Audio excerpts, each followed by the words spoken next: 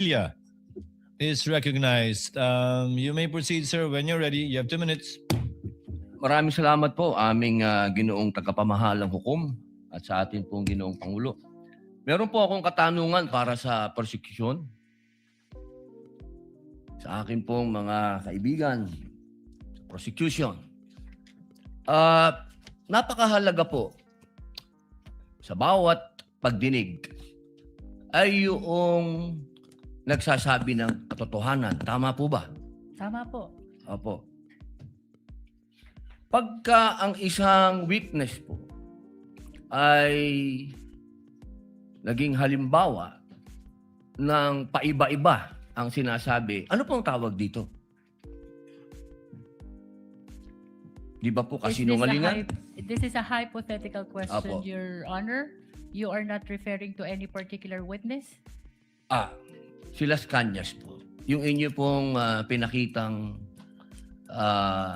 affidavit, Your Honor? alam niyo po, hindi pa po ako tapos, kaibigan.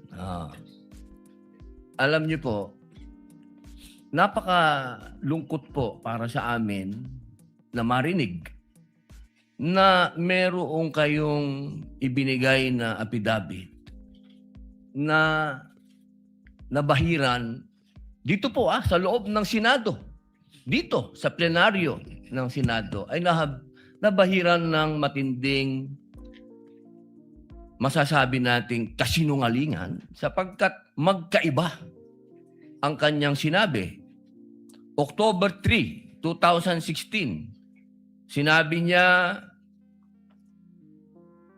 walang kinalaman ang Pangulong Rodrigo Roa Duterte. February 20, March 6, na iba na ang istorya. Ang tanong ko po, ano ang tawag sa taong paiba-iba ang sinasabi? Di ba po sinungaling? May I answer, Your Honor? Opo. Kagaya po ng aking binigyang linaw kanina at paulit-ulit na rin pong sinabi ng ating presiding officer. Pakisagot na lang po kasi yun lang po ang tanong. Tama po ba o mali na tawaging sinungaling ang taong iba-iba ang sinasabi? I'm sorry, Your Honor, but I need to qualify my answer. Mr. Presiding Officer, isang simpleng tanong lang po. The lead prosecutor may agree or disagree or state a different characterization. I can state a different characterization if I'm asked by the good Senator Judge. You may disagree or agree with the Your statement Honor. of the Honorable Senator Judge Padilla. Feel free to say no or yes, Counsel. Kagalang-galang ng mga senator judges at sa atin pong mga nanonood na kababayan.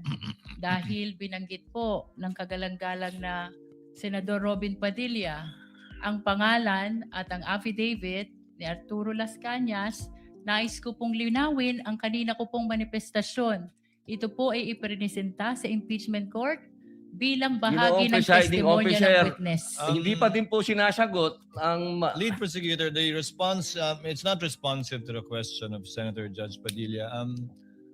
Allow me to, if the good Senator Judge will allow the presiding officer, pwede ba nating sabihin, lead prosecutor, na ang testigong pabago-bago ang kanyang testimonya sa magkakaibang petsa o araw o panahon ay isang testigong hindi maaasahan?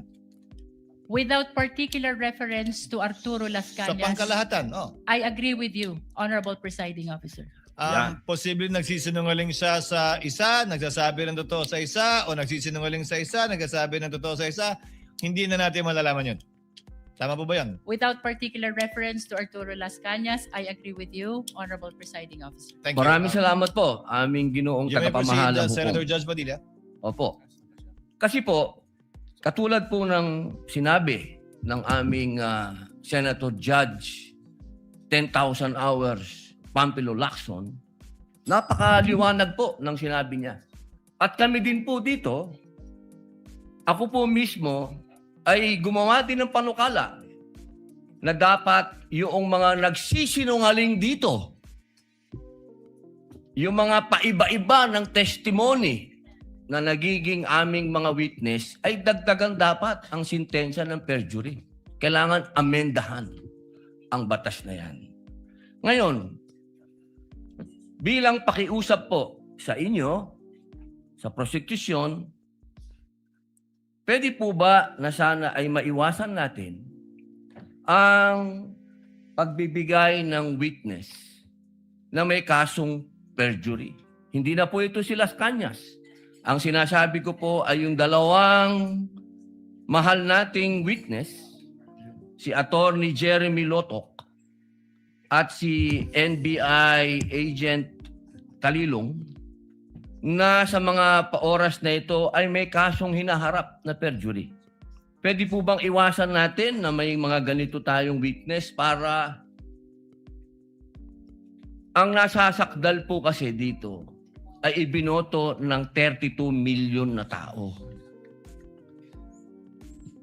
Sana po, aming mga mahal na kaibigan sa prosecution, ay isipin nating mabuti bago po tayo magbigay ng mga witness na may perjury na kaso o nagkaroon po kami ng dahilan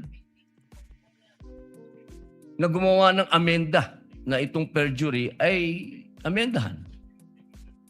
Pwede po ba yun? Your Honor, with all due respect, I would like to take exception to the question and manifestation of the Honorable Senator Judge Robin Padilla. First of all, we were able to verify already that there are no cases pending against the prosecution witnesses. In addition, Your Honor, and only to respond to the concern of the Honorable Senator Judge Padilla, ang conviction po ay hindi ground for disqualification unless it is final and unless it is punishable by more than 1 year and that the crime constitutes moral turpitude. Alam niyo po, napakaganda po ng inyong sagot. Sana mag-ingay. Korte po ito. Thank you. You may proceed, Senator Judge. Who was speaking? Ako po. You may proceed, Senator Judge. I was Padilla. interrupted. With due apologies. So, ibig niyo pong sabihin, yung mga senator judges dito ngayon na humaharap sa kaso na hindi po pinapayagan ng ombudsman at hindi pa rin sila guilty, ano pong ibig niyo sabihin? Your Honor, with all due respect, ang question niyo po kanina ay kaugnay ng pagtistigo. Testigo nga, Referring to judges the nga yung witnesses of sinasabi the eh. prosecution, Your Honor. Ang usapan po ay yung guilty or not guilty. Okay? So, tatanong na po ako ng bago. Pwede po ba? May I be clarified, Your Honor, on your last question about the senator you said are facing cases? Lead counsel, I think that was more Alam of niyo a... po, malinaw na po yung sinabi ko and wala po kayong karapatan magtanong Hindi, sa Senator Judge. diliwanagin ko nga po. I think Senator Judge Padilla was making a manifestation and not posing a question to the lead prosecutor in relation to our two colleagues. You may proceed, Senator Judge Padilla. Maraming salamat po, Ginoong tagapamahalang hukom. Pwede na po ba tayong mag-advance ng katanungan? Yes, Your Honor. Apo. Yung pong sinasabi ninyo, bakit nyo po nababanggit ang ICC dito? Ano po ang kinalaman ng ICC dito sa ating pagdinig? With all due respect, Honorable Senator Judge Robin Padilla, kagaya po ng nabanggit ko na at marahil panglima ng banggit ng presiding officer. Nabanggit po ang ICC, kaugnay ng affidavit ni Las Cañas na ipirinisinta po ng prosecution bilang bahagi lamang ng testimonya ng witness at bilang bahagi ng naging investigasyon ng Special Task Force ng NBI. Maraming salamat po. Senator Judge Padilla will please wind up. You can Opo. avail of a second round if you wish. Opo. Maraming salamat po. So, ibig pong sabihin, malinaw na kanina sinabi natin What na is the hindi pressure siya... of with the permission of Senator Judge and indulgence of Senator Judge